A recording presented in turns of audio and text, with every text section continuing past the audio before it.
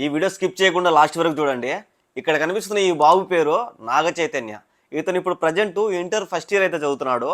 ఇతనికి ఉన్నట్టుండి సడన్గా జ్వరం రావడంతో మన రాయచోట్ల అయితే చికిత్స అయితే చేపించారు.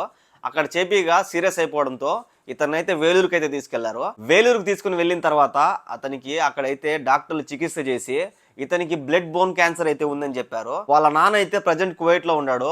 నా బిడ్డకు బ్లడ్ క్యాన్సర్ బోన్ క్యాన్సర్ వచ్చింది. ఏలూరు సిమ్స్ హాస్పిటల్లో ఉన్నాడు.